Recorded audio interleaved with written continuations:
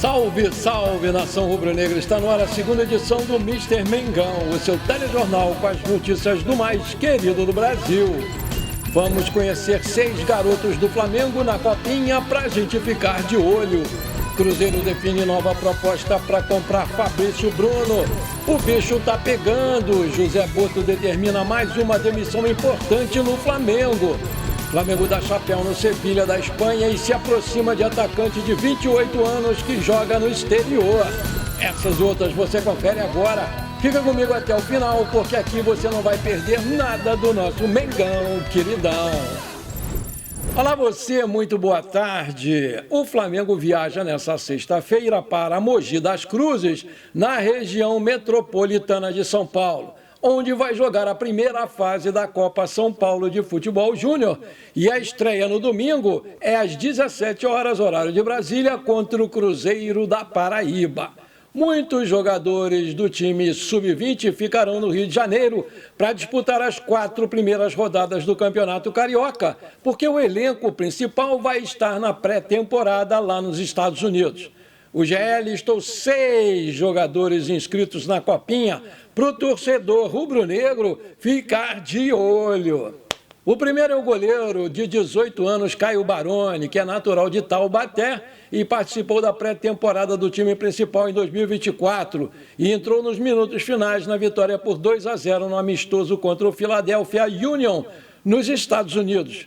Ele somou 12 jogos na equipe Sub-20 no ano passado e foi campeão da Libertadores da categoria. Em 2023, ele participou do Sul-Americano Sub-17 com a seleção brasileira.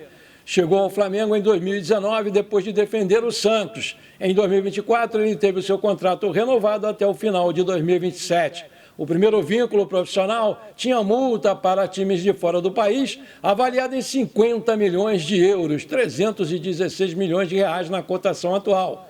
Com cidadania italiana, o jogador já foi observado por membros de comissões técnicas de seleções de base da Itália. O segundo nome é o do lateral direito de 17 anos, Wanderson, que se destacou pelo Sub-17 na última temporada, com 8 gols em 29 jogos. Ele foi o vice-artilheiro do Flamengo no Brasileirão da categoria. O Wanderson chegou ao Rio de Janeiro em 2022, depois de se destacar no Goiás. Outro é o Lucas Vieira, de 17 anos, que é de Fortaleza e começou a sua carreira no futsal do Ceará e chegou ao Rio de Janeiro em 2021 para jogar no Bangu, depois de se transferir aí para o Flamengo em 2022, onde já fez 5 gols em 36 jogos pelo Sub-17 em 2024. Esse aqui é especial. Rian Roberto, 16 anos, é visto como muito potencial internamente. Ex-Atlético Paranaense, ele tem vínculo até 2027 com multa para o exterior de 50 milhões de euros. Rian Roberto chegou ao Flamengo em 2023 e de cara foi campeão da Brasil Soccer Cup Sub-15. Na campanha do vice da Copa 2 de julho Sub-15, ele fez 8 gols em 10 jogos e foi eleito o craque do torneio.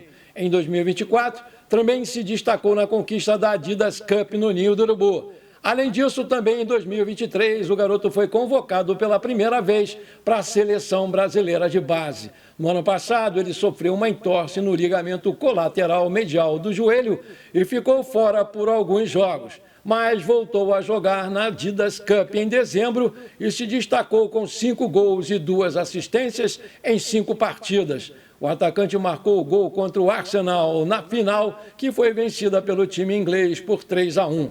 Felipe Lima é outro jogador que foi escolhido como joia de 2024 pelo GE. O centroavante de 18 anos chegou ao Flamengo com 12 anos. Ele atuava como ponta até 2023, quando passou a jogar na referência do ataque por orientação do Felipe Leal, então treinador da seleção brasileira Sub-17. Natural de Araçatuba, em São Paulo, o Felipe Lima também assinou o contrato com multa para o exterior de 50 milhões de euros. O jovem também já defendeu as seleções brasileiras Sub-15 e Sub-17, conquistando o torneio de Montaigu, na França, em 2022. E, por fim, outro garoto diferenciado é o Douglas Telles, de 17 anos, que chegou ao Flamengo aos 13 anos após uma passagem pelo Barra Futsal. O seu primeiro contrato profissional é válido até 2026, com multa rescisória na casa dos 90 milhões de euros, 568 milhões de reais.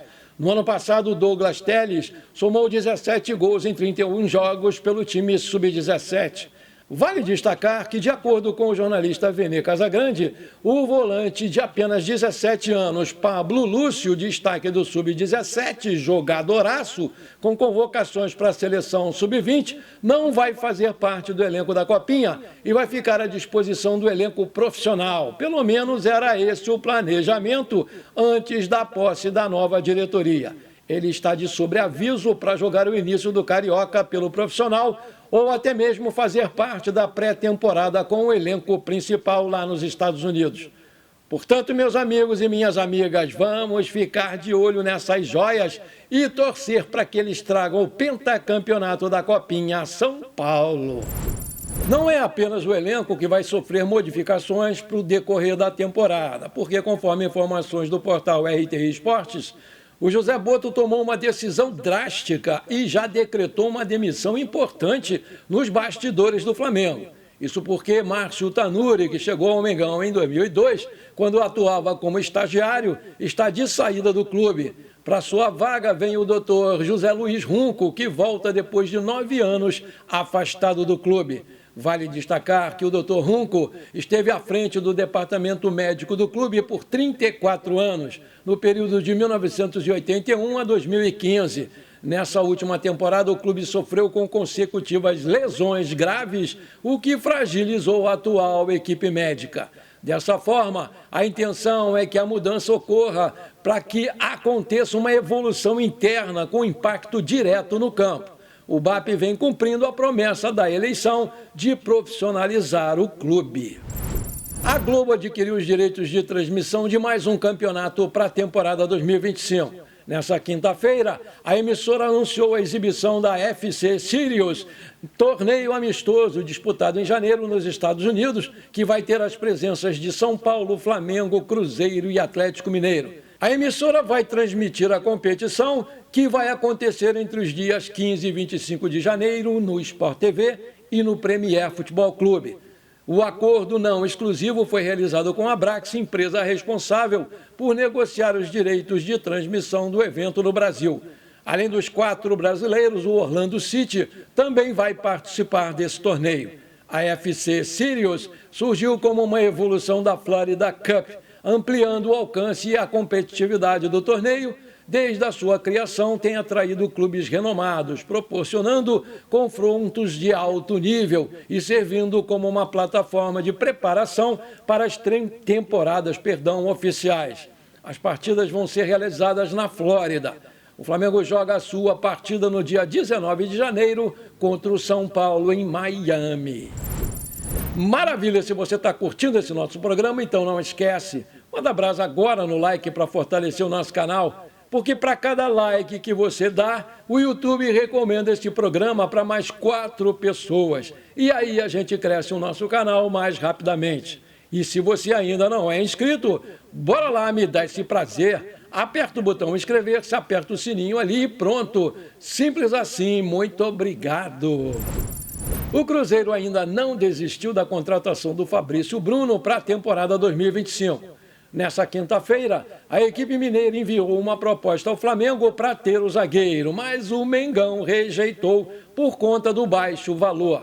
Agora o time de Minas Gerais prepara uma nova oferta em torno de 8,5 milhões de euros, cerca de 54 milhões de reais na cotação atual, por 90% dos direitos do jogador. Segundo informações do portal Flaweb, o Cruzeiro pretende enviar uma nova proposta ao Flamengo nos próximos dias. Vale lembrar que a primeira oferta da equipe mineira foi de 5 milhões de euros, aproximadamente 31 milhões de reais na cotação atual, por 50% do passe do jogador.